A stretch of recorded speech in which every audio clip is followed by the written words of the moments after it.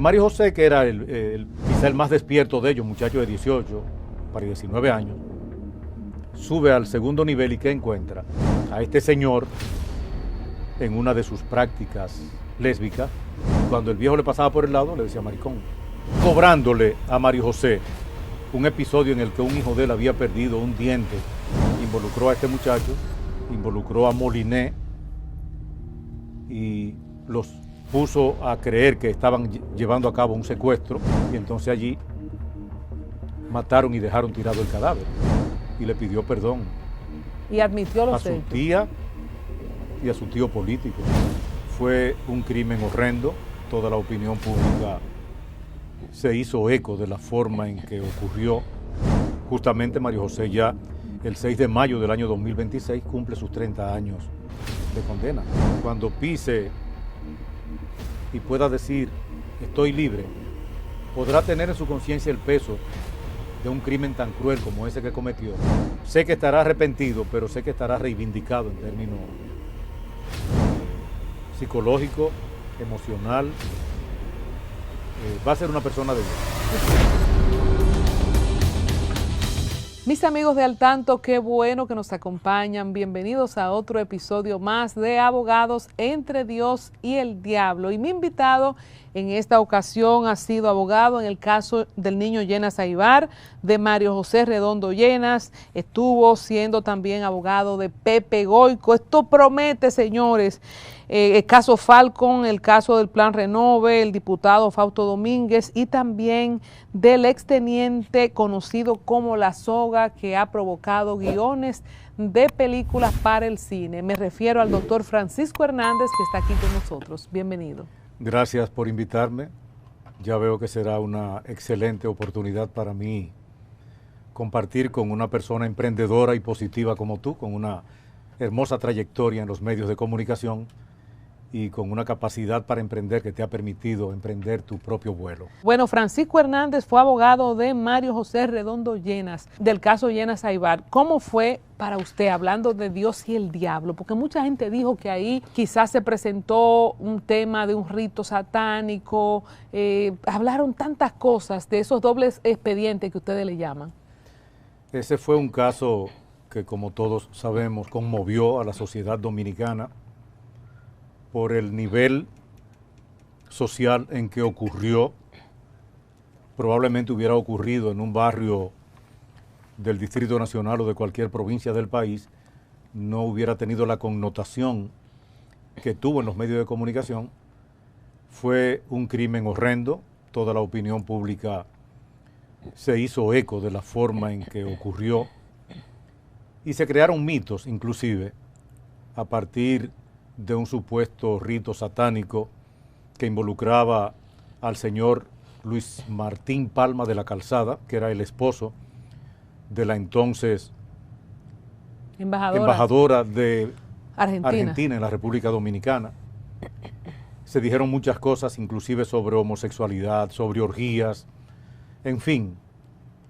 Al final, el sistema judicial dominicano tuvo la oportunidad de conocer y fallar un caso en el cual dos muchachos prácticamente saliendo de su adolescencia se dejaron influenciar, eso sí, por una mente malvada que no sabemos por qué Carlos Menem, el entonces presidente de Argentina, quiso enviar a República Dominicana una escoria como lo era Luis Martín Palma de la Calzada, que venía de la AAA, la famosa Alianza Anticomunista Argentina, que estuvo con López Rega, que era un sanguinario, un militar que gobernó a Argentina a sangre y fuego, que hacía ritos satánicos, que inclusive se le atribuye usar sangre humana en sus ritos satánicos.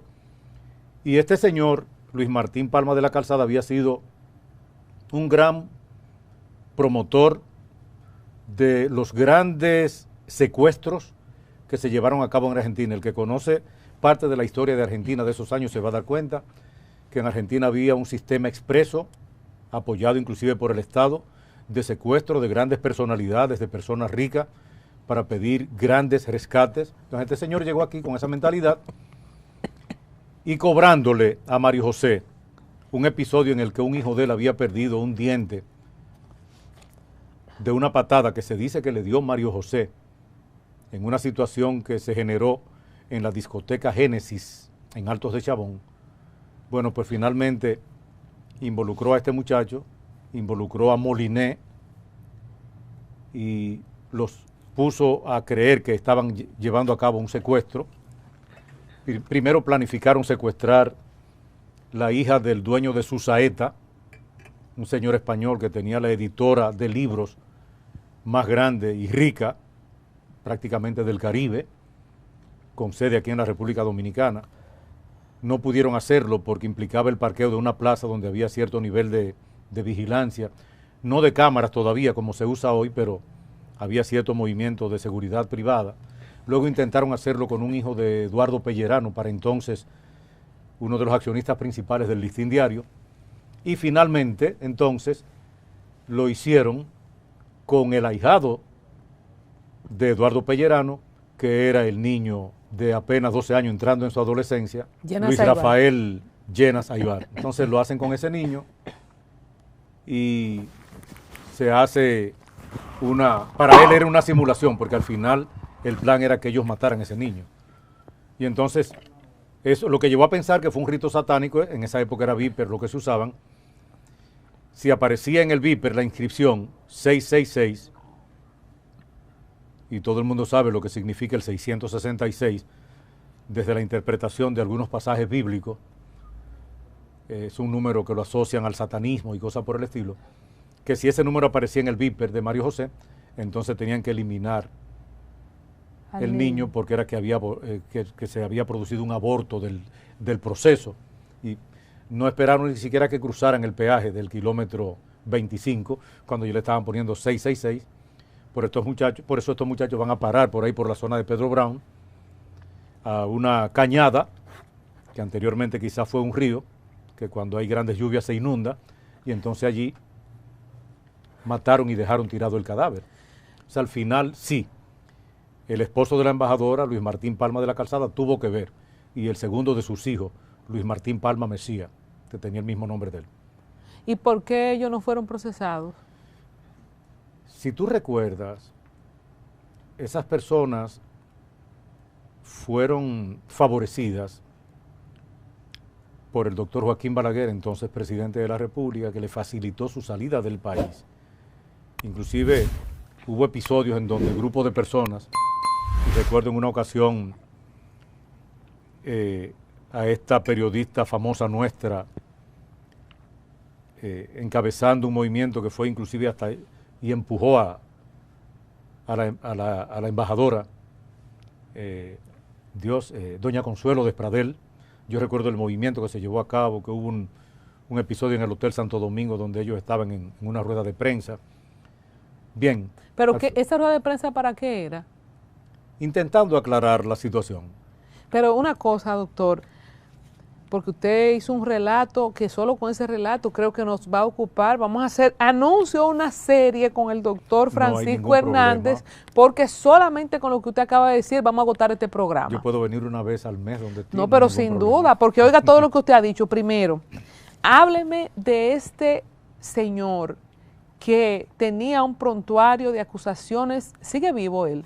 No, murió solo, sin la familia, sin nadie, hasta sus hijos finalmente lo abandonaron. Él se fue a Mar de Plata, si mal no recuerdo, una zona bastante apartada, turística, donde él murió solo hace ya como 5 o 6 años.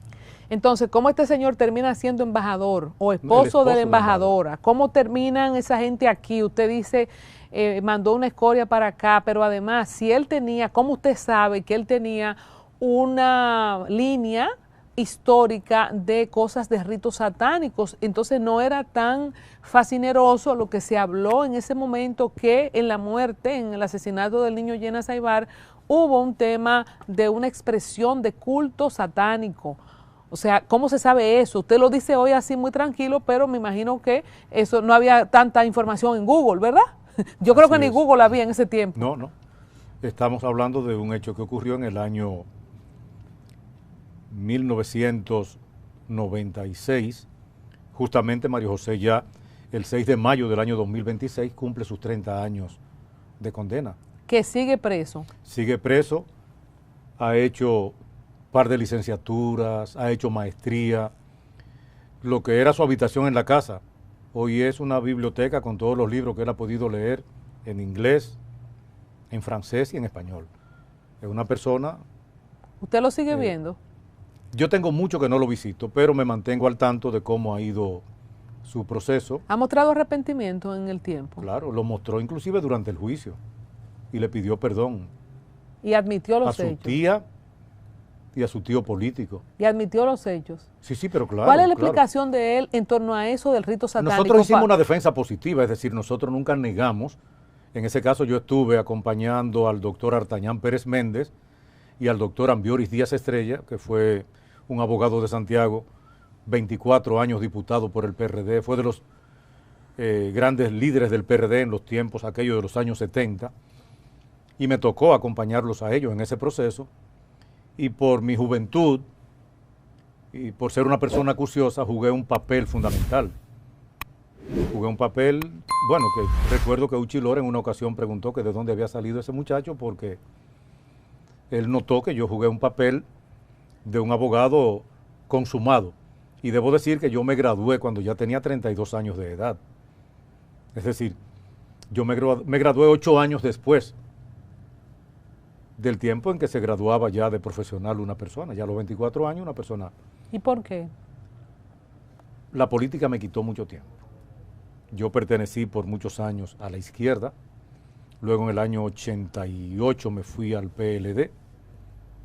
Me recibió Juan Bosch en el PLD, porque yo era una persona con un historial muy importante en la izquierda, un gran teórico de aquella época. Había visitado muchos países de América Latina, había hecho discursos en presencia de Fidel Castro en Cuba en el año 84. Locutor, igual que nosotros. Entonces, todas esas cosas. Entonces, eso lo formó para que, aunque usted estaba recién graduado, usted se la botó, como decimos en buen dominicano. Porque yo era estudioso de las ciencias políticas, era estudioso del derecho constitucional para poder hablar y cuestionar a los políticos tradicionales. Era un estudioso de la filosofía, de la lógica. Entonces, todas esas cosas me ayudaron cuando yo ya me decidí a escoger la carrera de Derecho, porque en la UAS yo primero escogí la carrera de Historia. Y los amigos me decían, tú parece que va a vivir de la docencia, porque ¿qué hace un historiador? Y ya es metiéndome en edad cuando yo decido estudiar Derecho. Entonces, ¿qué usted cree? Que aunque usted se acababa de graduar, tenía ya sus añitos y toda esa formación para llamar la atención de jugar ese papel que Uchi Lora reconoció. ¿En qué consistió esa defensa de una de las personas más odiadas, Mario José Redondo Llena? Yo recuerdo haber visto eso en la televisión y yo una niña y mucha gente, y uno escuchaba las cosas, a la gente horrorizado, y entonces, bueno, dos muchachos satánicos, el otro, el Moliné, y, o sea, la gente también le puso, ¿verdad?, su chin de sazón, como la gente sabe que hace el público. Sí. ¿Qué usted hizo en esa defensa positiva para Mario José Redondo Llenas? Lo primero es que el equipo de defensa de Mario José Redondo Llenas se situó en la realidad, o sea, en la verdad de todo lo que había sucedido y la forma en que había sucedido. Hay un episodio que fue el que dio inicio a todo. Está ahí como parte de la historia de este país porque realmente ocurrió. Mario José Redondo Llenas estudió en un colegio donde iban los riquitos de la capital. Ahí entonces iban los hijos de la embajadora y de este señor, este energúmeno, que llegó al país a hacer ostentación de cosas que le permitieron situarse de manera rápida en un sitial de preferencia en el ámbito político, en los medios de comunicación. Tanto es así que esa señora consiguió, la señora Mesía de Palma, que el doctor Joaquín Balaguer le cediera un espacio en la zona colonial donde fue creada Casa de Argentina. Casa de Argentina era un lugar de celebraciones, de fiestas, de golgorios. Y Casa de Argentina también era el lugar donde este señor aprovechaba a algunos jovencitos desviados sexualmente, porque él era un depravado, y llegaba a tener prácticas con ellos. Oh, ok, vamos a entender Entonces, el contexto, perdón. Sí.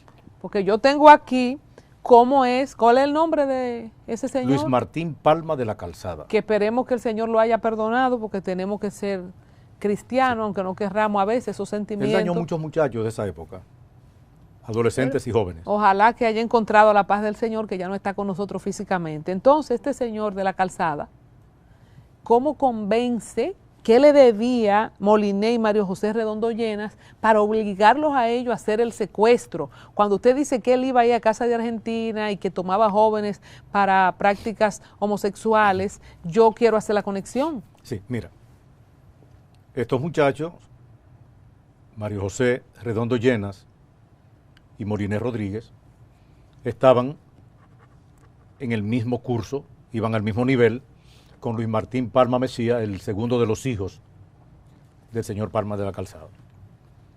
Cuando había actividades en el colegio, ellos siempre se la lucían, llevando cosas caras, haciendo donaciones. Los argentinos. Sí, inclusive esa familia aprovechaba la valija diplomática para traer desde Argentina furgones de quesos curados y vinos. En esa época, la tradición de consumo de vinos en la República Dominicana se limitaba a una clase social alta. Entonces ellos lograban traer centenares de cajas de vinos, supuestamente para las actividades que realizaban, pero colaban en los supermercados gran parte de esos vinos y esos quesos curados que traían desde Argentina y hacían negocio con ellos. Dejaban un 10% para sus actividades, pero lo pasaban como parte de la valija diplomática. Tigueraje por donde quiera. Exacto, entonces ellos ostentaban tantas cosas y Casa de Argentina, un lugar preparado de manera tan exquisita para ellos hacer sus recepciones, sus celebraciones, fue el lugar que escogieron los muchachos de su promoción para ir a preparar realizar una actividad de subgraduación, profundos. Entonces, cuando el grupo fue a limpiar, Mario José, que era quizá el más despierto de ellos, muchacho de 18 para 19 años, sube al segundo nivel y ¿qué encuentra? A este señor en una de sus prácticas lésbicas con un muchacho probablemente de su misma edad.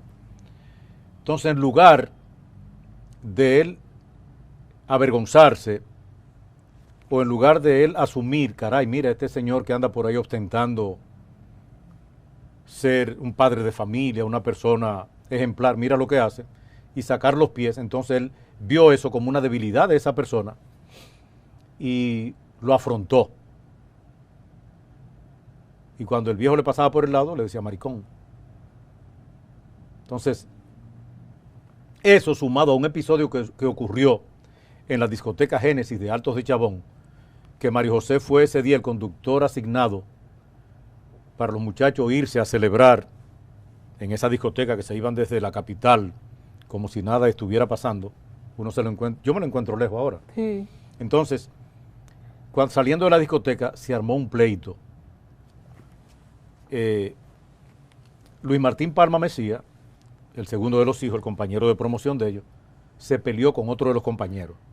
Y en medio del pleito, parece ser que cuando Mario José se lo quería llevar, él le dio un codazo a Mario José lo empujó, él cayó, Mario José usaba unas botas que tenían una protección de hierro delante, y Mario José le dio una patada y le tumbó 2 dientes. Se decía que había sido el muchacho con el que él se peleó, y él fue a Unive, todo el mundo recuerda ese episodio, y con una manopla le dio un manoplazo al joven que se peleó con su hijo. Pero luego alguien del grupo le dijo, no fue él, fue Mario José. Ah, pero este señor era un león. Sí, a Unive fue y le dio un manoplazo al muchacho. Ya los jóvenes estaban ya todos en la universidad, estaban en Unive.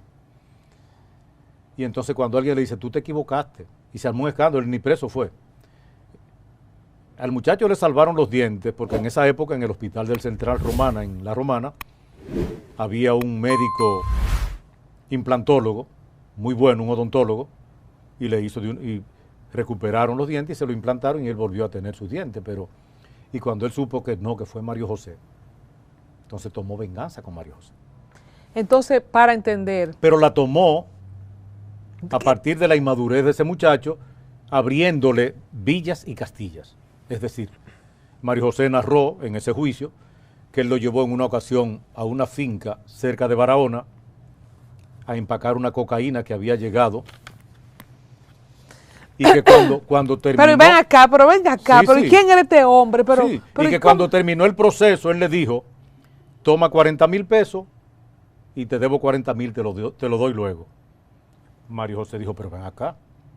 Wow, cuánto dinero. Pero espérese, doctor, que usted me lo llama muy... Yo le digo, nada más en este caso, cuando viene a ver, vamos a tener que hacer varios Nos episodios. quedamos ahí y seguimos con los otros más adelante, no te preocupes. Entonces, el tipo era narcotraficante también, el esposo de la embajadora. Según la versión que da Mario José durante sus declaraciones en el juicio. Entonces van a Barahona, que ustedes saben que por Barahona era que llegaba. Sí, Digo, llegó en un barco. ¿verdad? Digo, yo llegaba, no voy a decir que llega. Inclusive lo acompañaron 2 oficiales de la policía. Al embajador. Sí, al esposo de la embajadora. Entonces, Eso es para una novela, pero Oye. no como la que escribió Ángel Lócuar. Ángel Lócuar escribió una novela sobre el caso, pero debió buscar un poco más de información, por ejemplo, acercarse a Artañán, a mí en aquella ocasión, que le hubiéramos dado muchos datos que le hubieran servido de base para ampliar y crear toda la verosimilitud que él quisiera crear.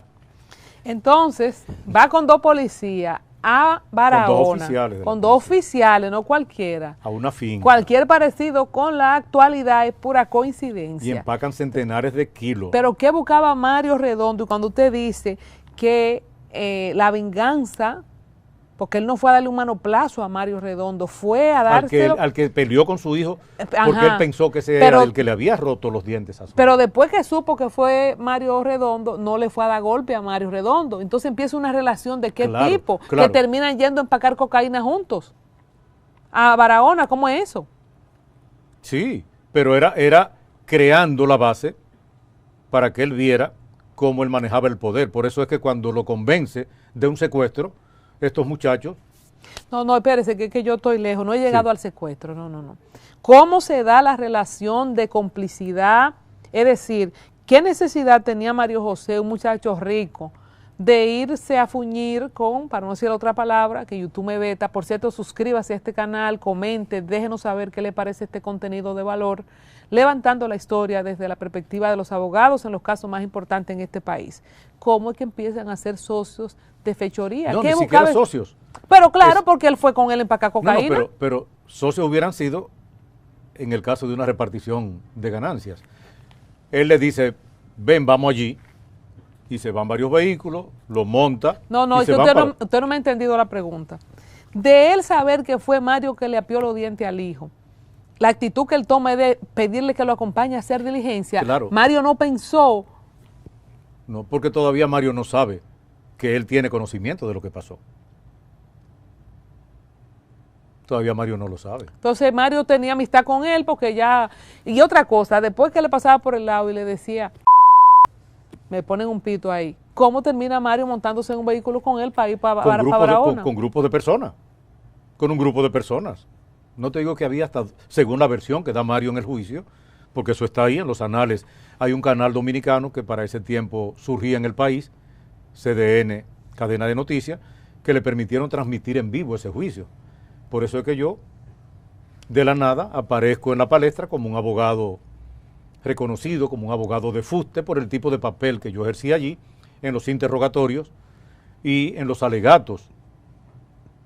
Y en preguntas que le hice a personas que pensaban que yo nunca la iba a poder preguntar. Y en el tipo de interrogatorio que le hice al psiquiatra Máximo Veras Goico, que fue de testigo, sobre la base de haber aplicado el test Rorschach, que fue el que determinó, según ellos, que esos muchachos tenían una personalidad antisocial. Psicópata, No al nivel de ser psicópata. sociópata. Exacto, eran sociópatas y que, según su teoría, esos muchachos nunca se iban a corregir, que nunca iban a cambiar y que... Vamos a llegar al interrogatorio. Estoy aquí en la relación. ¿Qué tipo de relación llegaron a tener hasta el momento del secuestro. Si usted tiene alguna memoria, además de esos 40,000 pesos por empacar la cocaína, ¿qué más fue pasando para que Mario entre en la dinámica de querer secuestrar a hijos de millonarios y terminar secuestrar a su propio primo? Bien, te repito, lo lleva a este sitio, Mario se da cuenta al final, es que cuando están allí de qué se trata, lo pone a trabajar un par de horas y por un par de horas de trabajo le está dando 40,000 pesos y le dice, te debo 40,000 más, te aviso un día de esto. Es decir, wow.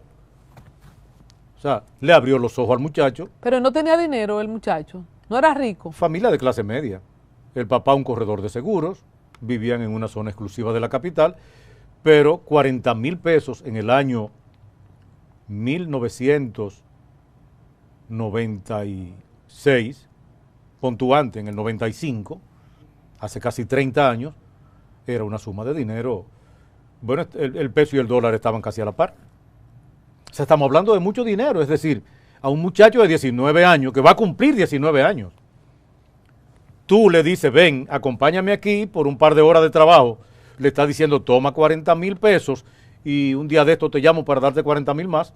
O sea, y un muchacho probablemente con sus ambiciones o influido por esa misma familia, que era la familia protectora del colegio donde estudiaban. O sea, hay factores que desde el punto de vista psicológico, cualquiera los analiza y dice, espérate, un muchacho de 18 para 19 años, de repente se ve y con aspiraciones de ser como son los hijos de este señor, la familia que tenían rica, tarjeta de crédito libre, o sea, que no tenían límite en sus gastos personales. la familia Llena Saibar sí era rica. Redondo Llena era clase media. No, mira lo que sucede. La familia Llenas es oriunda de Santiago.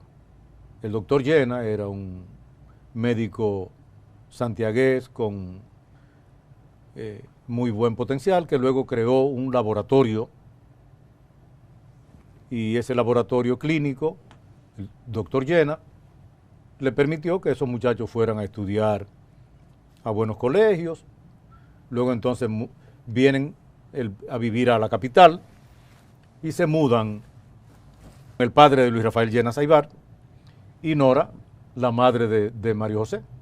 Entonces hay un conjunto de episodios que probablemente hayan sucedido, pero que yo no tengo por qué decirlo porque quizás lo presuma. Por ejemplo, yo decía, bueno, pero ven acá, ¿y por qué tantas puñaladas? ¿Acaso Mario estaba cobrando algo que le hizo su tío alguna vez? ¿Qué pasó aquí? Es decir, bueno, pero no encontramos explicación para eso. Y lo único que trascendió allí fue que en sus declaraciones el padre del niño llegó a decir en el tribunal, mire magistrado, a mí lo que más me duele después de la muerte de mi hijo es que mi sobrino supuestamente le dijo a alguien en la cárcel que yo lo violé una vez. Y ahí Mario José se paró y dijo, no, magistrado, ni me ha violado, ni yo nunca le he dicho nada que tenga que ver con eso a nadie. Es decir, esa pudo haber sido una hipótesis que se confirmara allí, pero no tengo por qué dudar de las palabras de ambos. ¿Usted tiene alguna hipótesis si el esposo de la embajadora, el señor de la Calzada, intentó violar a Mario José o hubo un intento, tuvieron una relación homosexual?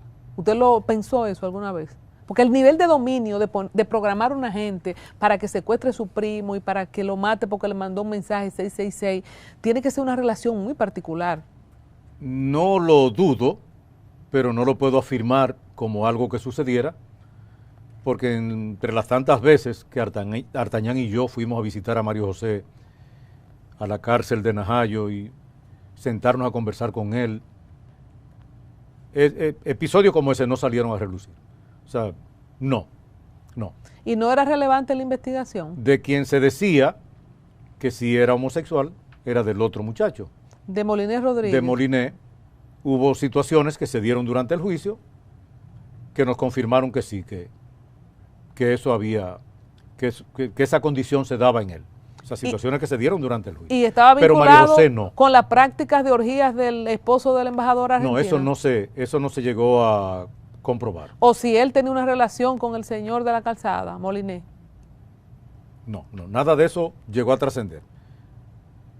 Aquí se da lo que el propio doctor Máximo Veras Goico explicó como la relación del íncubo y el súcubo en términos psicológicos. Es decir, dos personas que en términos psicológicos tienen la diferencia de que uno es muy dominante, muy imponente, muy convincente, y el otro es sumiso, que se deja llevar.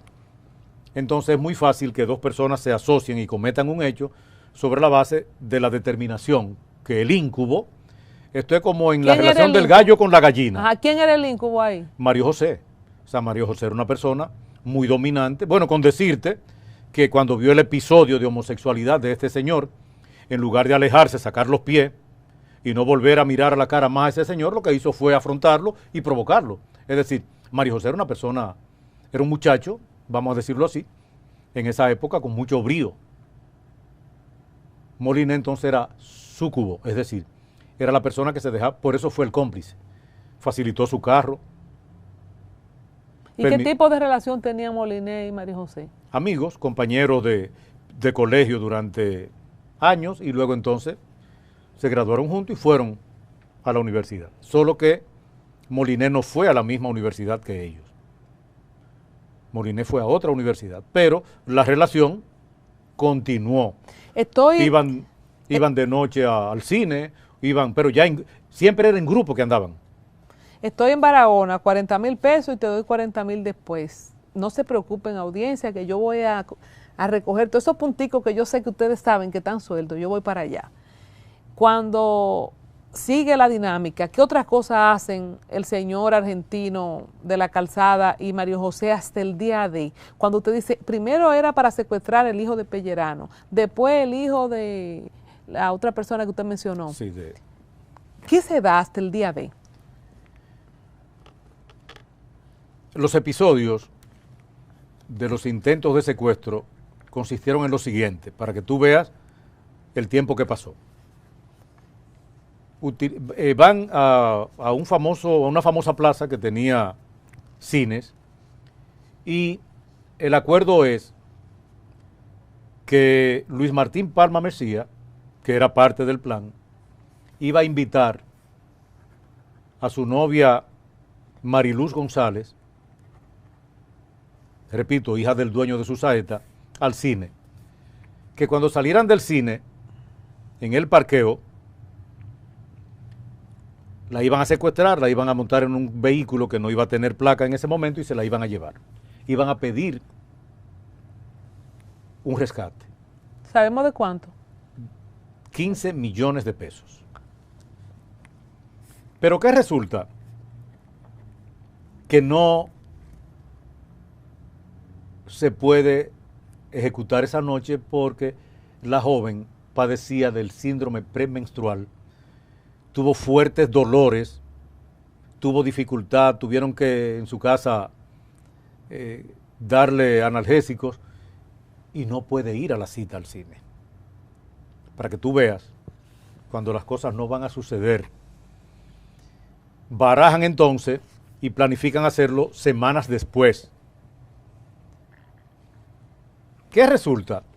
Que cuando tienen ya la segunda cita con ella y todo montado, volvieron a quitarle la placa al vehículo y todo montado para realizar el secuestro.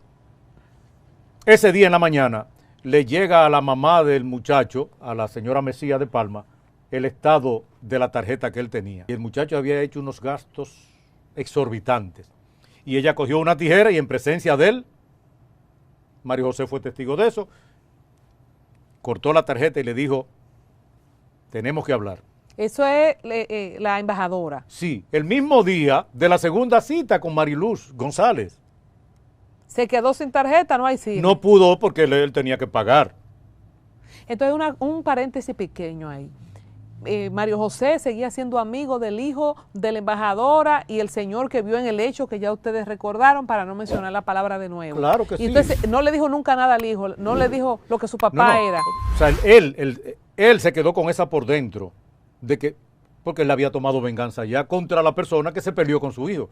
Pero alguien del grupo le dice, no, usted está equivocado. esto ocurrió así, así, así. No, pero yo digo, Mario José seguía siendo amigo. Porque, oye, Mario José no sabía que él lo sabía.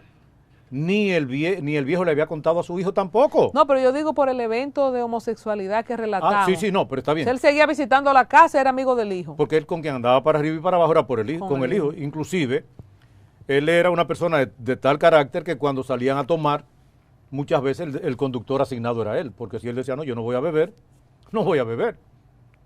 Pero era una persona con deseo de poder. Entonces se barajó el cine otra Sí. vez. ¿Qué pasó después? Entonces, ahí es cuando él los reúne y le dice, pero ¿y por qué no lo hacemos con el hijo de Eduardo Pellerano? Eso es el viejo, el papá del muchacho. Claro, él es el que está coordinando todo, pero esa es la versión que da Mario José. Mesías de la Calzada.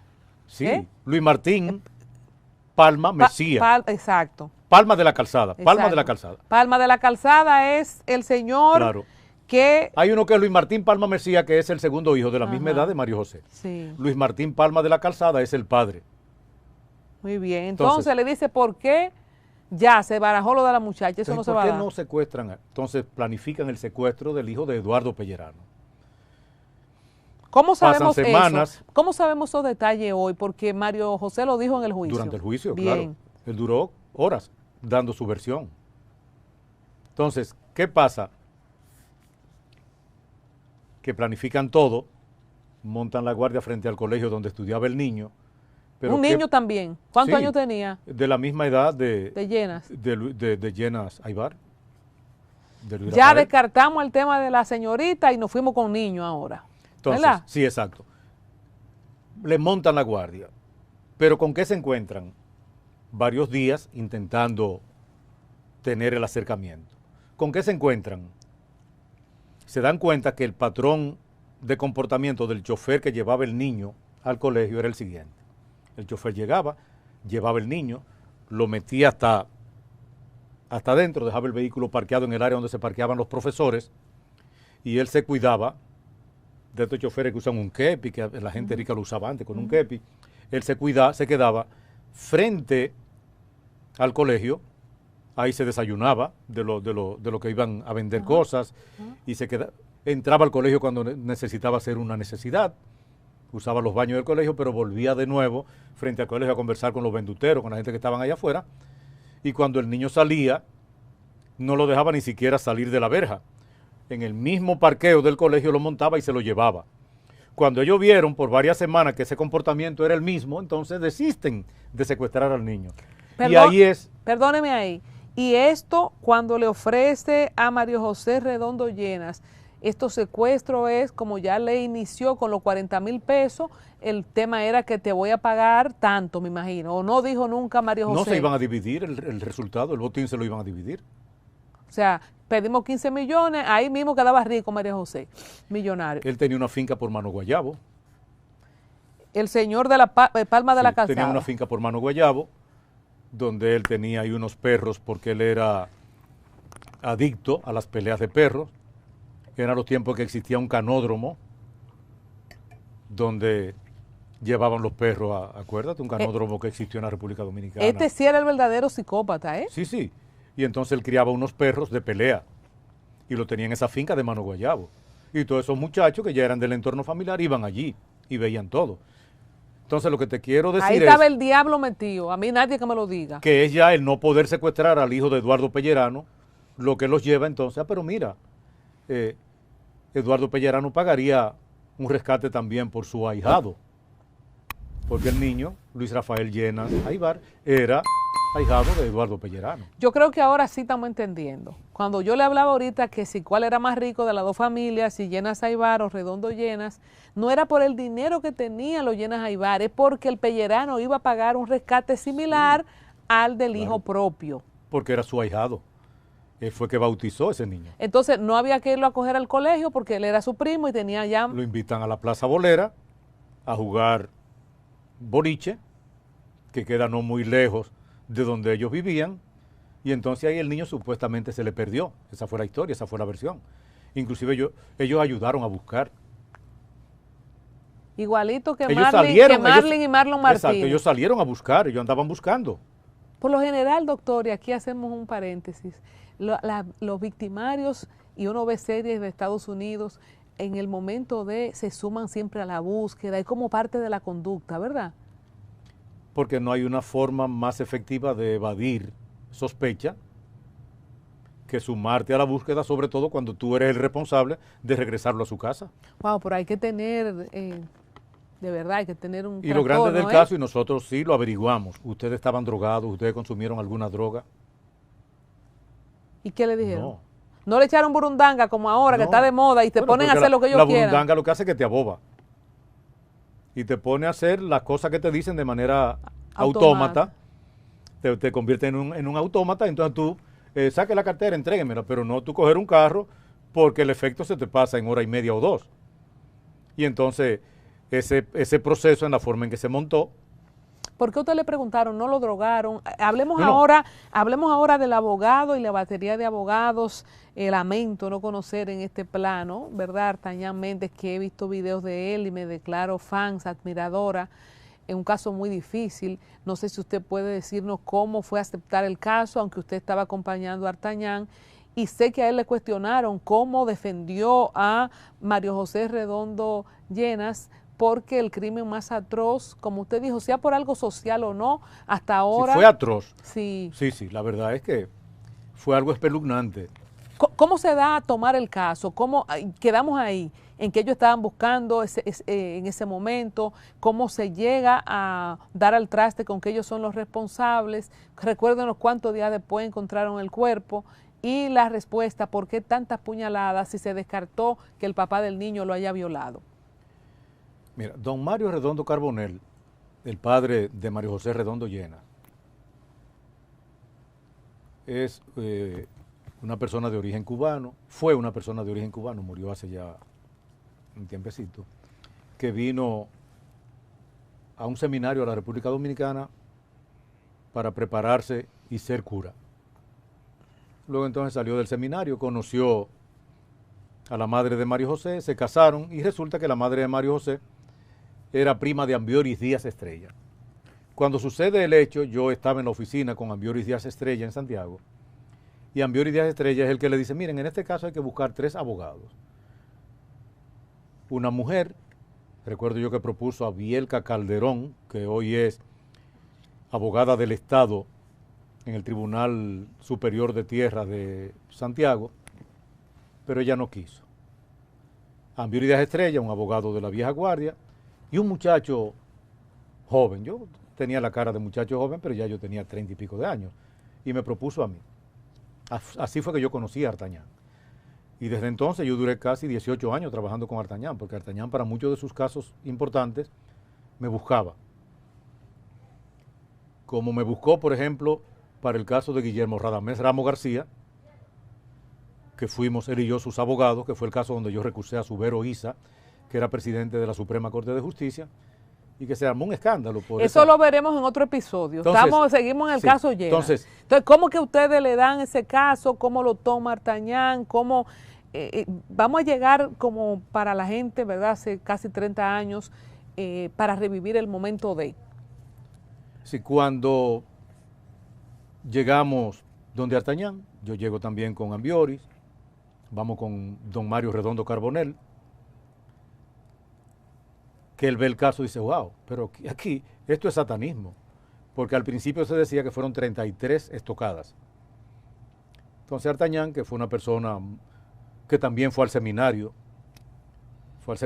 conjuntamente con el cardenal López Rodríguez, se conocieron en el seminario en esa época, solo que Artañán luego lo abandonó y López Rodríguez hizo toda su vida sacerdotal. Entonces empezó a ver... ¿Cuántas puñaladas fueron entonces? Al final hubo una que no se perfilaba, no se definía como una estocada. Por eso se insistía en que fueron 33 estocadas y luego entonces algo como pasado el cuchillo por el cuello. Pero sí fueron que sumaban 34. Pero las estocadas fueron 33. ¿Y qué significa ese código en satanismo? ¿Por qué Artañán dijo aquí hay satanismo? Sí.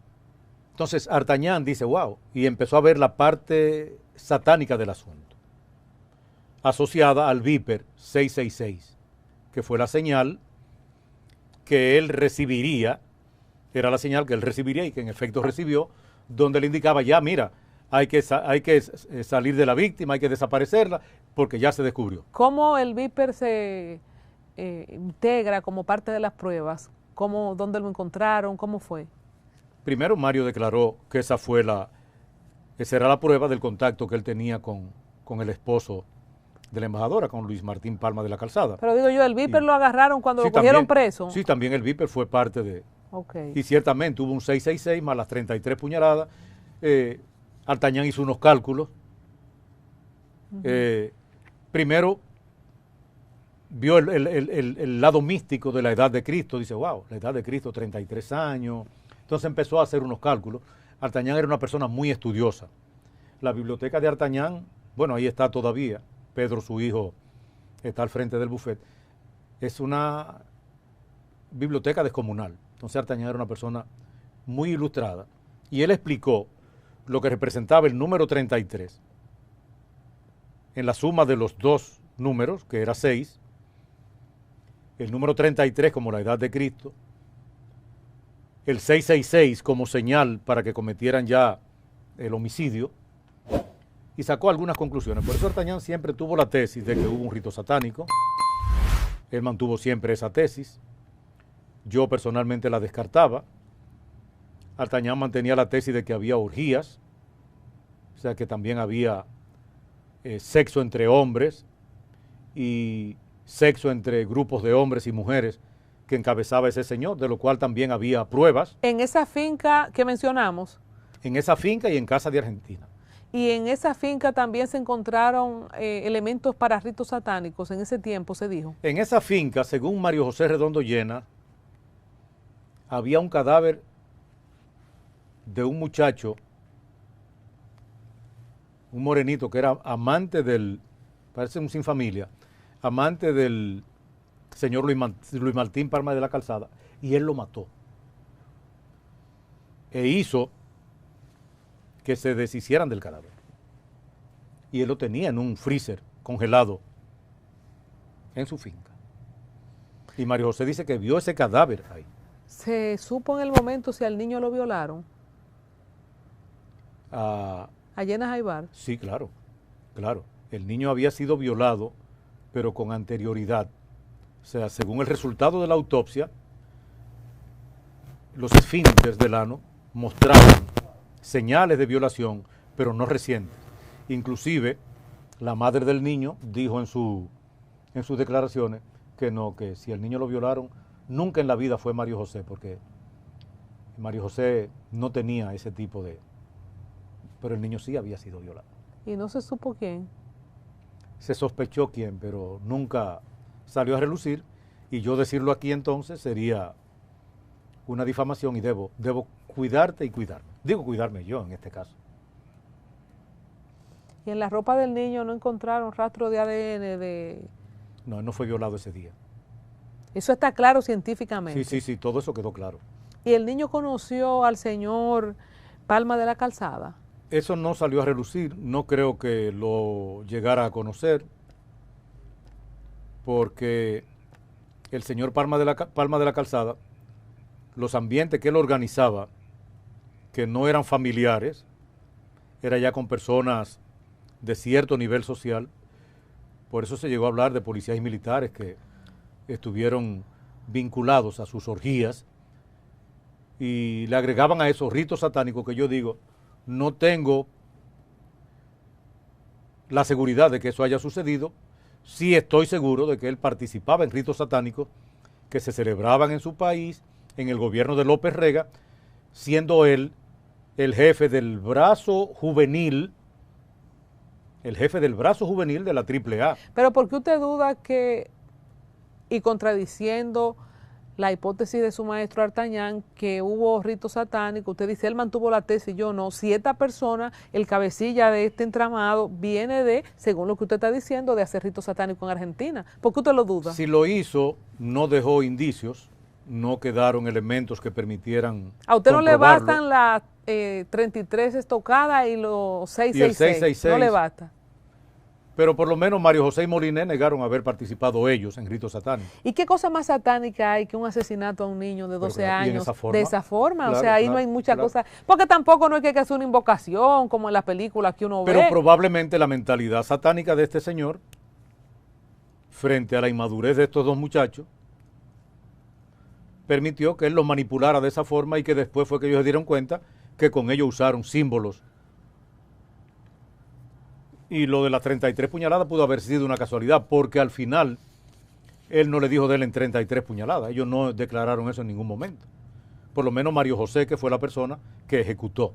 Y no sabemos si ellos participaron en algún otro rito. María José no lo dijo. No. Eso no. Durante el juicio eso no quedó confirmado. Solamente él vio el cadáver del morenito que usted Sí, dice, lo tenían en un freezer. pero él no participó en nada de eso, María José.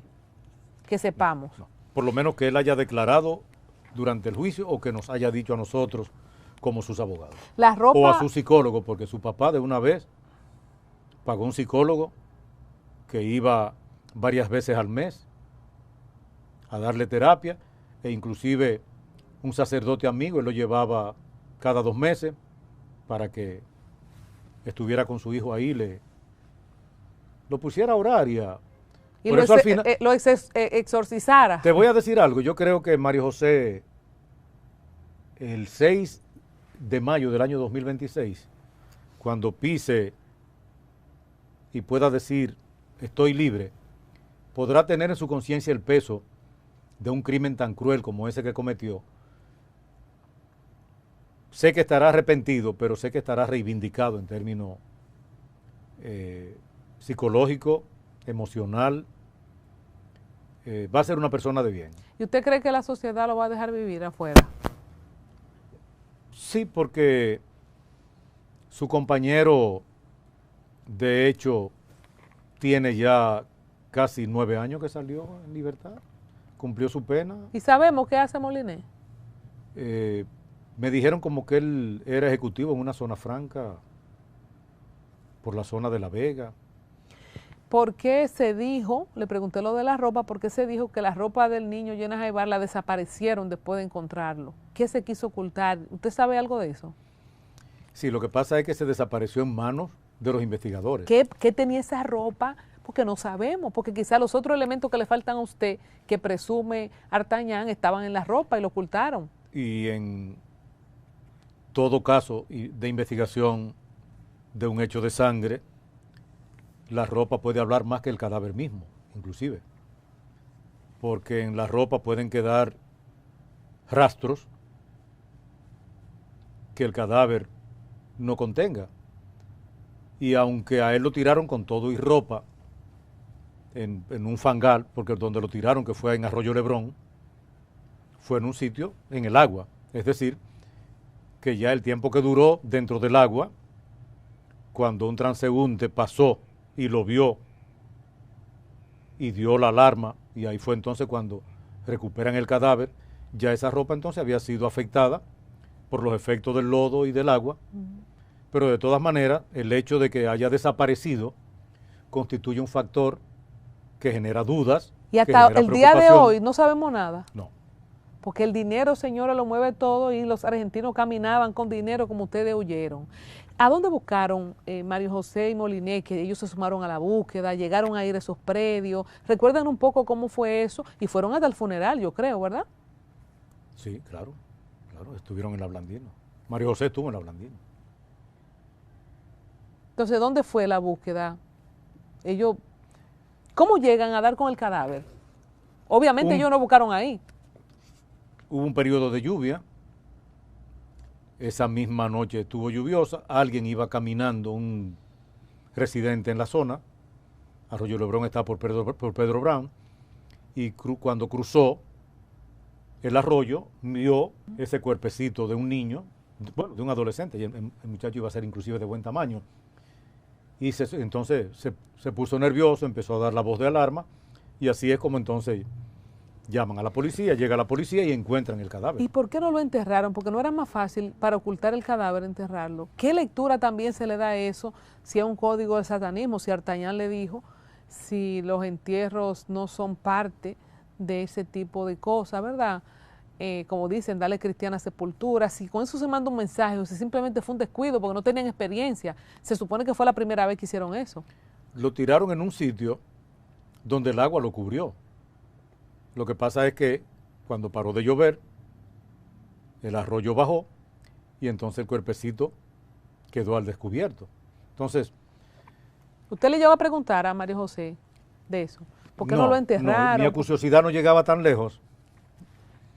Recuerda que aquí está la periodista, la investigadora. Yo podría ser buena abogada, ¿usted cree? Pero claro que sí. Claro. Voy a retomar mi carrera, voy a retomar. Claro, claro. Y no está de más nunca. Sí, yo tengo un año de derecho, la voy a retomar.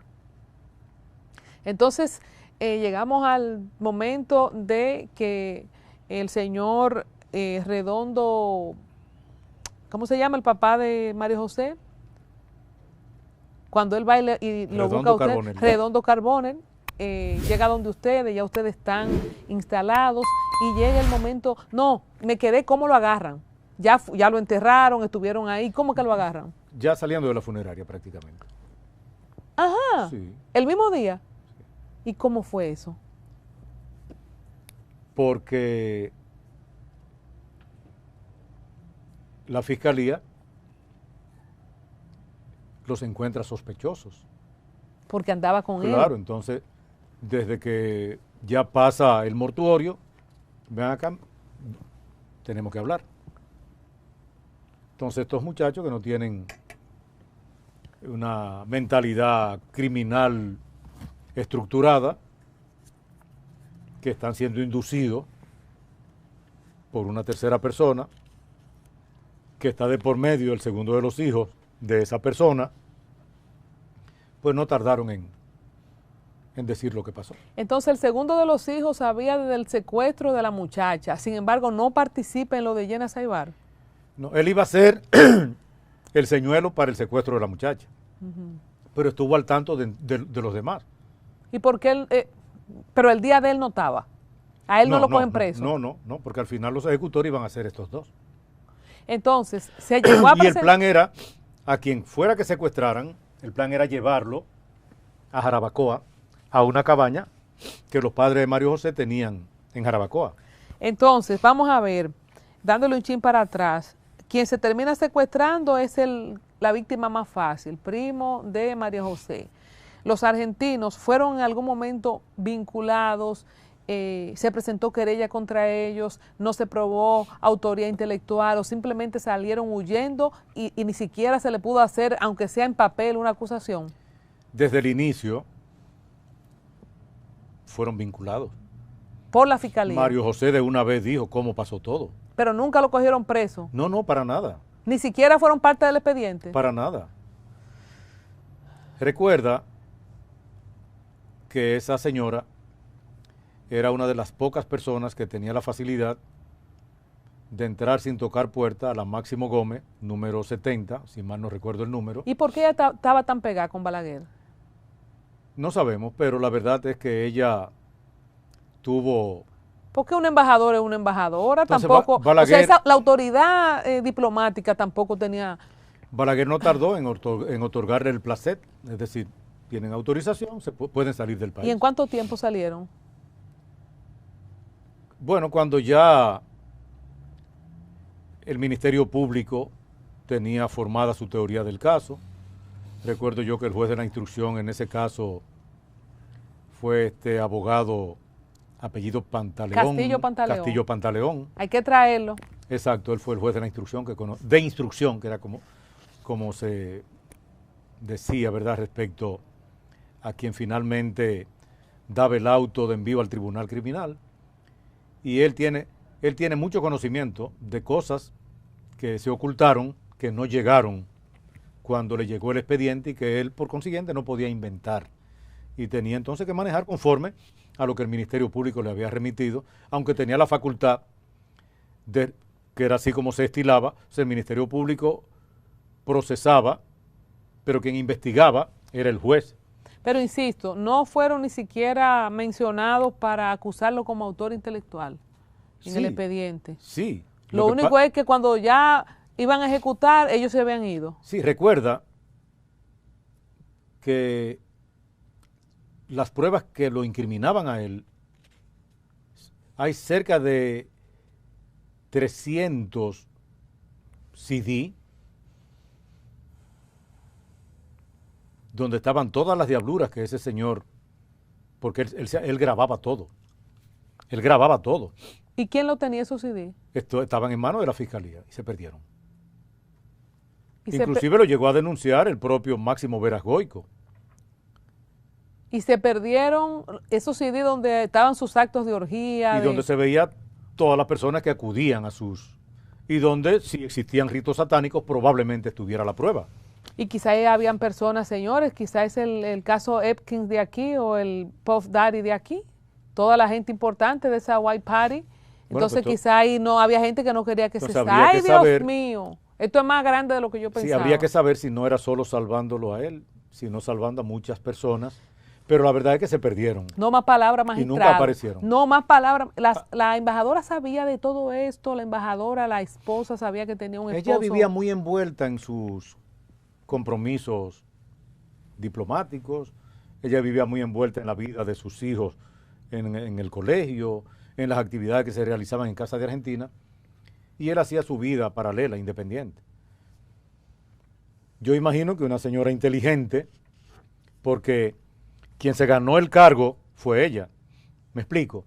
Cuando Carlos Menem gana la presidencia de Argentina, la que fue una pieza clave en su campaña fue ella, pero él no le puede dar un cargo en Argentina por el esposo que tiene. ¿Y a quién decide mandársela? Al basural del Caribe, donde querían traer una vez un material, tú recuerdas, por Samaná, querían traer un material para que en otros países no lo aceptaban, contaminado, para que lo aceptáramos nosotros, pero mandaron esa contaminación a nosotros. Entonces, vamos a llegar al punto en que ellos lo agarran por sospecha. Vamos a llegar al interrogatorio, vamos a ver cómo eligen a Máximo Veras Goico. ¿Cómo es que este caso precisa a un psiquiatra? Expliquemos ahora, como si estuviéramos dando una clase, ¿verdad?, de derecho en tribunal. Llegamos al momento, ya se instruyó el caso, estamos en la defensa. El juez de la instrucción está investigando, que era quien citaba, quien interrogaba, quien hacía diligencias procesales por su propia cuenta, ahora las hace el Ministerio Público, y entonces el juez, en esa época un joven de muchas luces, quien dice, no, un momento, vamos a ver el perfil psicológico de todo muchacho. Y entonces designa un equipo de psiquiatras, entre los que estaba don Máximo Veras Goico, para llevar a cabo un estudio psiquiátrico a esos muchachos. Y ahí es cuando le aplican el famoso test de Rorschach.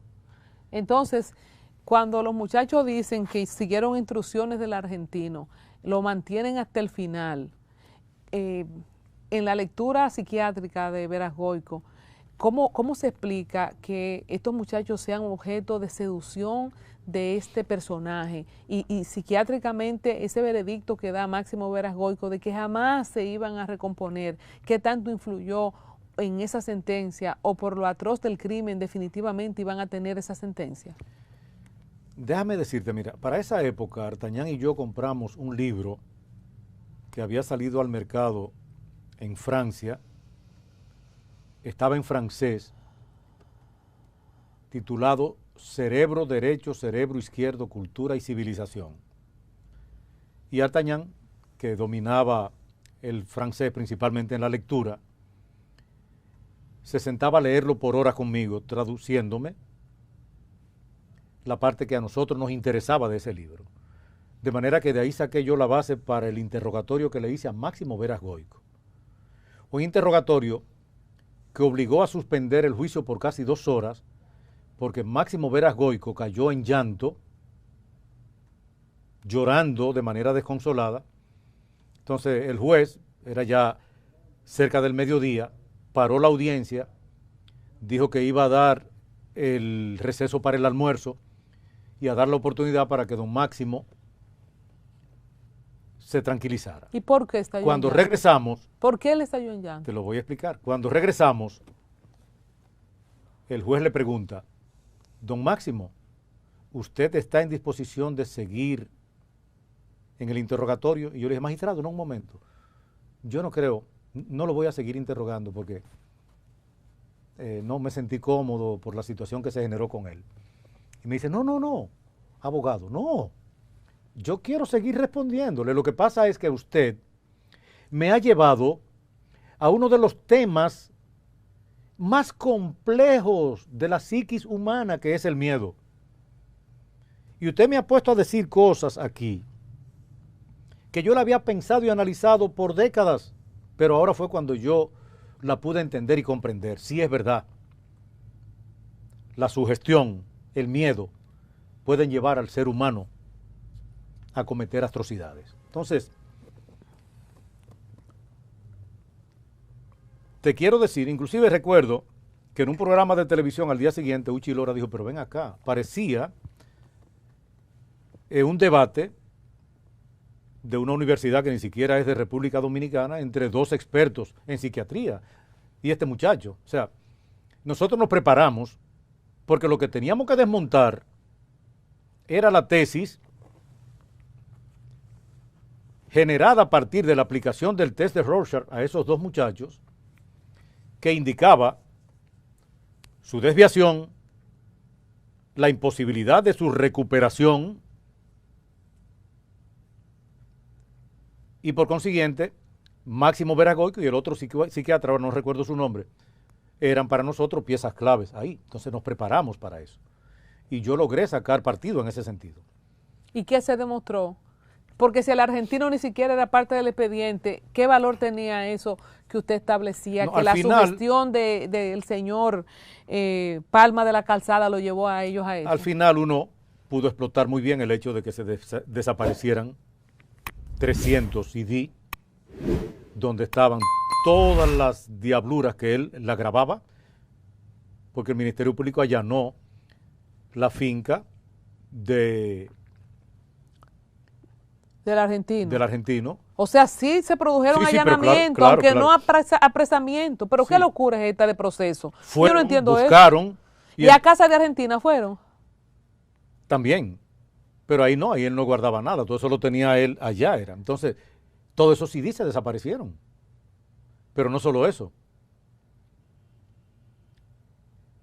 Estos muchachos dan la versión de que era él el que estaba detrás. Y lo dejan ir del país, es decir... Y estaban pidiendo iba a pedir 15 millones, no sabemos. ¿Cuánto iba a pedir por el niño Llena Lo mismo, la suma era la misma. Para que Pellerano lo pague. Claro, la suma era la misma. En los 3 potenciales secuestros, la suma era la misma. Bueno, entonces, cuando usted dice que el señor desmontó lo del psiquiatra, ¿qué usted perseguía con eso? ¿Se desaparecieron los CD? ¿Qué más? O sea, que ahí le dieron el placer para que se fueran de la República Dominicana. Y luego, ¿cómo se desarrolla el juicio? En lugar de quitarle la inmunidad diplomática y hacer que respondieran, o sea, todas esas cosas que tuvieron que ver con el poder, influyeron para que a este señor lo dejaran fuera. Yo digo, ¿cómo queda el juicio? ¿Cómo sigue hasta el día de la sentencia? Ya sin el argentino presente, sin los CD, él reconociendo, porque recuérdenos, para la gente que no se acuerda o no lo vio, en el juicio, cuál era la participación de Moliné, qué dice Mario que hizo y cómo se reparten las condenas. Bien, recuerda que cuando abordan el carro de Moliné, en el baúl del carro encuentran una libreta ensangrentada, una libreta de él tomar notas. Y en esa libreta inclusive aparece el nombre de Kimberly, que era la novia de Moliné, que estudiaba en la escuela de Altos de Chabón. Esa muchacha fue inclusive apresada y fue investigada. Porque él tenía novia, aunque se decía que era homosexual. Sí, él parece que jugaba las dos bases, como se dice en el argot popular. Esa era la versión que trascendía en aquella época. El detalle está en que es en el baúl de su vehículo que aparece una libreta ensangrentada y ahí aparecen teléfonos de personas, entre ellas Kimberly, que son inmediatamente investigadas, que se va tras de ellos para empezar a buscar cosas que ellos no quieren decir. Pero desde el principio se sabía que el argentino estaba detrás. Y todos los indicios daban a que él estaba detrás. Lo que pasa es que al final las pruebas que podían ser involucradas fueron desaparecidas.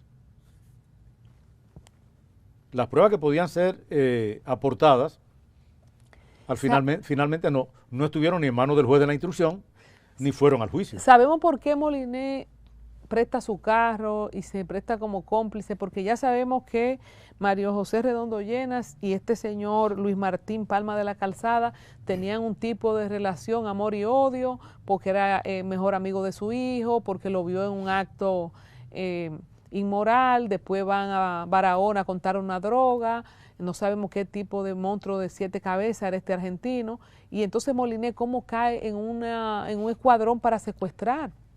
¿O qué dijo él? No sé, dígame si usted Moliné lo recuerda. era parte de ese grupo de muchachos, aún saliendo del colegio y yendo a una universidad diferente, no se salió del grupo. Ya te expliqué ahorita lo que el propio psicólogo estableció durante el juicio como la relación entre el íncubo y el súcubo, es decir, aquel que no pone objeción, que tú le dices, vamos a tirarnos de aquí, y va y se tira, y sobre todo a esas edades que la gente le gusta asumir retos.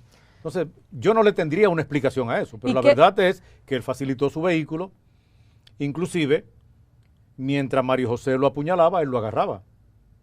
Eso se dijo en el juicio. Sí, claro, eso salió a relucir al juicio. Ahora yo le voy a decir una cosa, doctora, a usted. Una cosa es que usted le digan, vamos a secuestrar a una gente, bueno, usted no, para no ponerlo de ejemplo, que a mí no me gusta que me pongan, a una gente, vamos a secuestrar a una gente, que le digan. Y van y lo secuestran, que nos vamos a buscar 15 millones de pesos. Pero hasta ejecutar, ¿qué le pudo haber vendido cuando llegue ese código 666? ¿Cuánto le ofreció? ¿Cómo fue? Mario Redondo explicó para dar las 33 puñaladas, el otro sujetarlo. ¿Me explico? O sea, una cosa es, vamos a hacer un negocio, vamos a contar una droga, vamos a hacer un negocio de que nos van a dar 15 millones, y ¿para dónde ellos se llevaban el niño? ¿Cuál era la instrucción? Lo primero es que hay una parte de sugestión y de imposición del poder sobre Mario José, es decir, mira, yo hago esto, yo hago aquello, mira, yo trafico con droga, mira, yo tengo un cadáver en un freezer en mi finca, entonces yo soy una persona intocable. Probablemente Mario vio la posibilidad de un crecimiento económico al lado de una persona intocable, porque el factor que falló ahí fue la ambición que se le generó al pobre muchacho, es decir, 40,000 pesos, ganármelo en un par de horas de trabajo. Entonces, ¿y qué profesional en este país se lo gana? ¿De qué manera? Entonces, hay una sugestión que viene a partir del hecho de yo demostrarte que tengo poder, que lo manejo todo, que lo domino todo, que soy capaz hasta de matar y exhibir, porque si lo tengo en un freezer, en mi finca, y tú lo pudiste ver, yo hice lo posible para que tú lo vieras, y viste cuando yo mandé a desaparecerlo, a enterrarlo, a borrarlo de la faz de la tierra, con personas que me obedecen, entonces... Pero digo yo, Mario José explicó en el juicio, más allá del código, ¿qué le dijo el argentino acerca de quitarle la vida? Me explico. Lo primero era un secuestro para ganarse un dinero. ¿Cómo llegamos? Usted dice, si le manda ese código 666 es para que el plan falló. O sea, expliquemos ese pedacito de ahí que no lo entiendo. Bien. ¿Qué llevó del secuestro a la muerte y que ellos lo ejecutaran de tal manera? Lo primero es que el niño anda con ellos en el carro, sin nada. Y llegan inclusive hasta la finca. O sea, el niño Llenas Aybar estuvo en la finca del argentino. Claro, van con él hasta la finca. ¿Fue en la finca que lo mataron? Entonces, cuando le llegue el código 666, entonces ahí es cuando deciden usar el tape, la cinta, para amarrar, para atarlo. Le pregunto, ese código 666 ya estaba ensayado. Miren, si yo le mando esto, quítenle la vida. No, desaparezcanlo porque vamos a tener un lío mayúsculo. Pero el plan de él era que mataran al niño. Para inculparlo y vengarse. O sea, todo lo que estamos contando es por la venganza de Palma de la Calzada al muchacho que le tumbó los dos. ¿Y quién sabe a quién más? porque observa cómo estaba involucrado Eduardo Pellegrano en dos intentos, en dos intentos de secuestro. En No el era primero solo en el por de su hijo. Pero no era solo por quitarle el dinero, quizá él tenía algo contra el Pellerano. O sea, habría que ver si tenía algo contra el padre de la hija, de la novia de su hijo, si tenía algo contra Eduardo Pellerano o si tenía algo contra otra persona. El detalle está en que, en principio, la tesis nuestra fue que había una venganza contra Mario por lo que Mario le hizo a su hijo.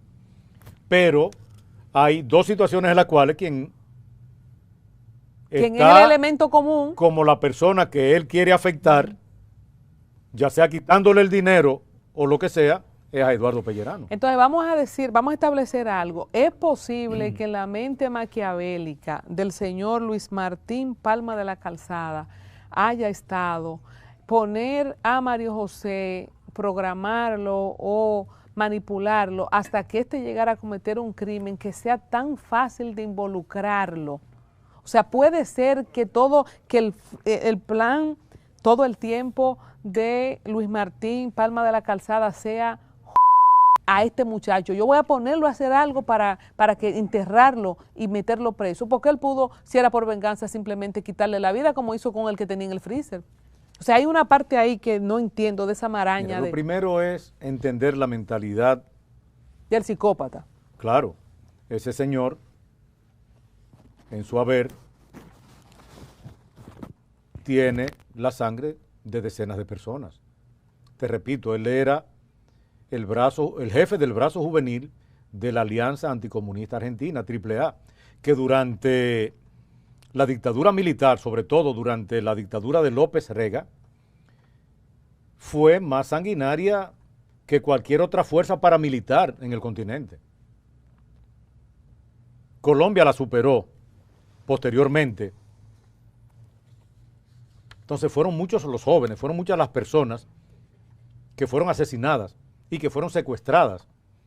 O sea, y que eso le sabía nada. Claro, por eso te repito, cuando Menem no le da un cargo importante a la señora Mesías de Palma en su país, es para no tenerlo a él ahí dentro. Doctor, no hay ninguna vinculación ni sospecha. Usted dijo ahorita, hay que ver que él se quería desquitar del papá de la novia de su hijo o del señor Pellerano, que eran dos gente que él quería afectar. No hay ninguna posibilidad que este argentino, Palma de la Calzada, quisiera afectar a la familia Llena Saibar porque no tenían vinculación. Meter a Mario José en esto era para ponerlo a practicar un crimen y que él cayera preso. ¿Cuáles son sus conclusiones finales? ¿Cuál era el móvil? Porque dinero no consiguió el argentino con esto. Bien, mira, lo primero que hay que considerar es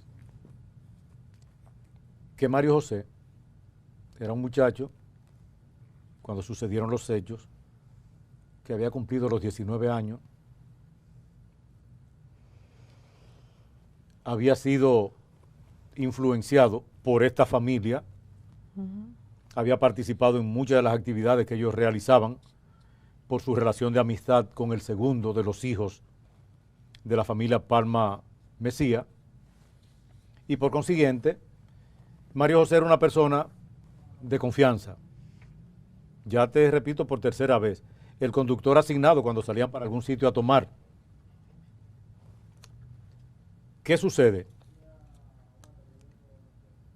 Que si ese secuestro hubiese dado sus resultados en el primer intento, con la hija del señor González de Susaeta, ahí va a iniciar una industria.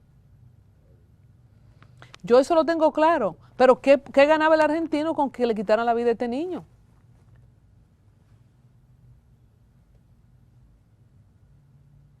Lo que finalmente logró, Mario José no pagó por su hijo, pero está pagando por otro que lo indujo, porque al final son 30 años de su vida.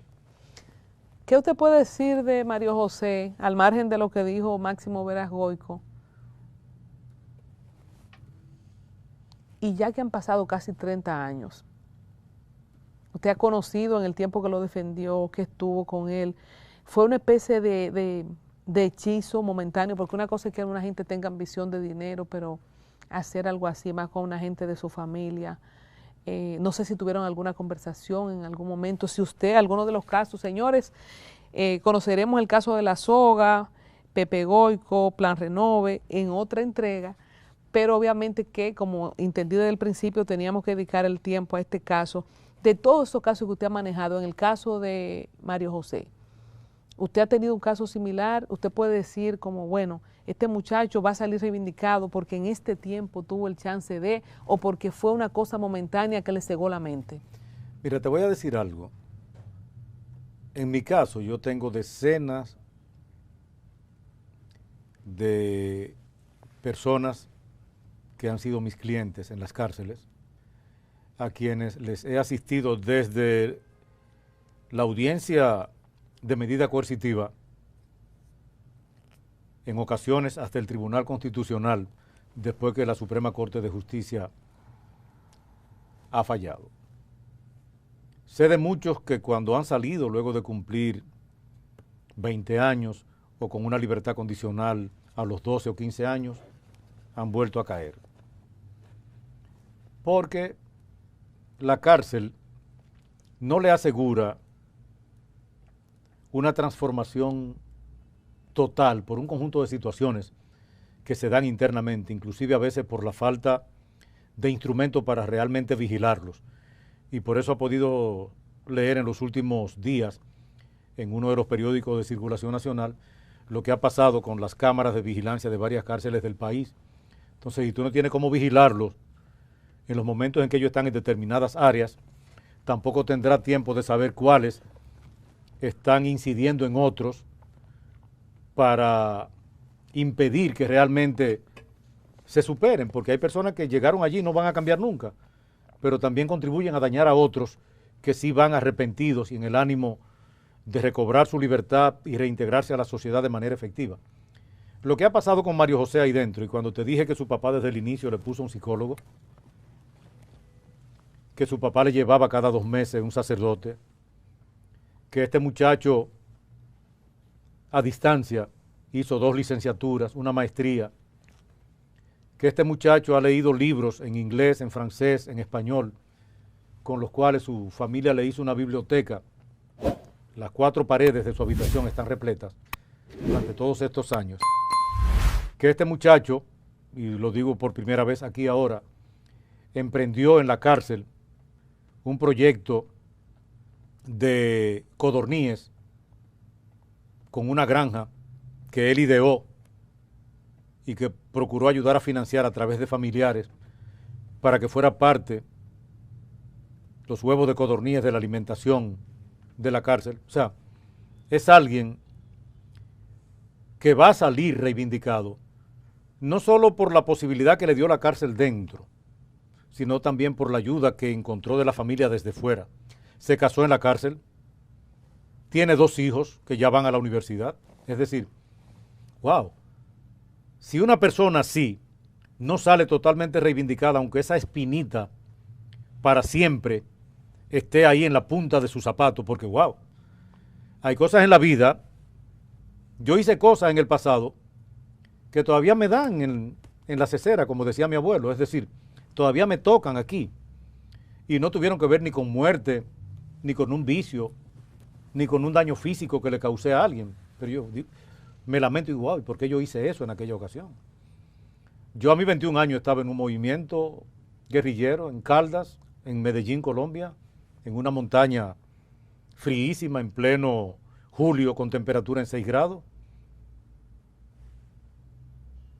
Yo hice cosas en mi juventud como sentirme ofendido porque un policía, yo me levanté con hambre a las 11 de la noche, fui a una fritura, como se dice popularmente en la Duarte, cerca de donde yo dormía, me meto mi cédula en el bolsillo y el policía va y me pide la identificación. Le digo, mire mi cédula, me estoy comiendo algo, y la ve, y entonces lo que me dice, si los delincuentes andan con la cédula, ahí mismo de una vez empezó a ofenderme.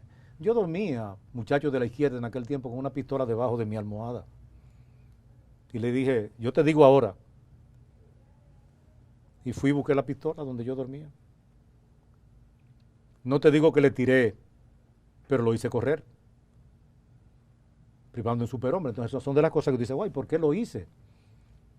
Y si lo hiero, o si él es más guapo que yo y me responde. Es decir, en la vida hay cosas que uno hace que nunca se le borran. Y más cuando se trata de matar a alguien. Esa es una espinita que yo sé que él siempre va a tener en la parte más sensible de uno de sus dedos, en el calzado. Entonces, O en el corazón, quizás. Sí. ¿Y la esposa la conoció en la cárcel? tengo entendido que era su novia de cuando él era estudiante y nunca lo abandonó. ¿Y las familias, que usted sepa, cómo quedaron? Porque eso, eran primo hermano, o sea, que era Sí, una situación de dos se hermanos. rompió esa relación familiar. Claro que sí. Wow. Fue una tragedia, fue una real tragedia. Una tragedia con daño Claro. colateral. Claro, yo no creo que hubo forma de que... Porque al final, ¿qué tenemos? Vayámonos al papel de las madres. Yo conozco muchas madres que nunca han asimilado que su hijo haya cometido un acto delincuencial. Al extremo inclusive de no creerlo. Aunque lo confiesen. Sí, y lo he experimentado con madres que han ido a mi oficina. No, no fue mi hijo. No. Él roba, pero no roba motor. Exacto. Entonces, porque wow, la madre. Entonces mira estas dos madres, cuñadas, y prácticamente hermanas, porque cuando vinieron a vivir a Santiago, ¿qué fue lo que decidieron? Comprar 2 apartamentos en el mismo edificio, puerta con puerta.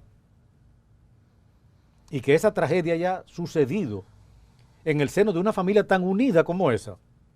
Pero cuando Mario José tenía 15 años, su tío, que era,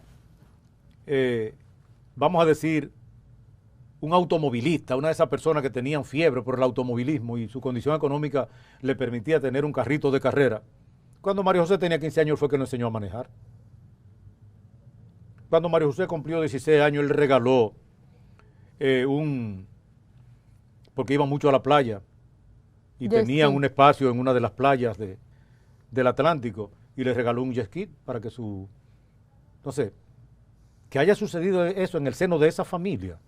O sea, eso, ¿Cómo usted recibió la condena? ¿Usted estaba ahí cuando le cantaron? claro, yo estuve ahí cuando le cantaron, estuve en la corte cuando se conoció el juicio en la corte, porque en esa época todo empezaba en cero cuando había un recurso de apelación, y estuve en la Suprema cuando se conoció el recurso de casación. ¿Y en qué consistió la apelación? Si él se declaró culpable, ¿por qué apelaron? Artañán siempre creyó, y era obvio que me convenciera a mí, porque Artañán era una persona que no ejercía el derecho como un soñador, era muy realista. Él entendió que en la corte podía crearse un efecto que permitiera recuperar cosas de las que se perdieron fruto de la forma fraudulenta como actuaron quienes tuvieron en sus manos las pruebas que ya sabemos que se perdieron. Artañán siempre entendió que era posible que la corte situara una pena menos gravosa, digamos que 20 a uno y 10 al otro. Artañán siempre entendió que sobre la base del factor subjetivo, del miedo que ejerció una persona con poder, que demostró que tenía poder sobre ellos, podía conseguirse alguna circunstancia atenuante. Y ahí estuvo siempre basada nuestra teoría de defensa, sin negar nunca que él cometió el hecho, porque él mismo admitió la forma en que lo cometió, cómo lo cometió. ¿Estuvo conforme la familia del niño Llena con la sentencia? Claro, claro, claro. Y entonces al final, cuando ya le cantaron final, ¿cómo se da eso del cliente?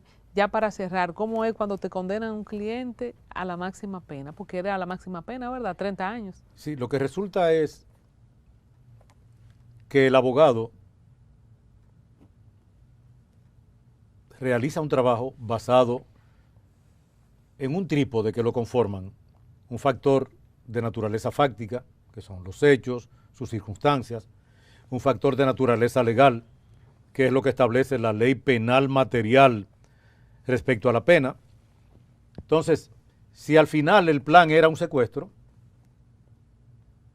el plan era pedir un rescate, ya el secuestro mismo implicaba una pena de 30 años. No se llegó a pedir el rescate, por lo tanto, el secuestro no se consumó. Pero... ¿Cuántas horas pasaron desde que ellos se llevaron al niño hasta que le propinaron las estocadas? No sabemos. Fueron a la finca de Mano Guayabo del argentino. Estuvieron allí recibieron la información del 666. ¿Pero cuántas horas pasaron? Desde que salieron de la bolera hasta que perdió la vida el niño. Ellos tuvieron que devolverse, iban camino a Jarabacoa. Estaríamos hablando de todo ese proceso de algunas 2 horas, 2 horas y media. ¿Y nunca se dijo en el juicio qué decía el niño mientras iba con ellos? Entonces, como se entendió que el plan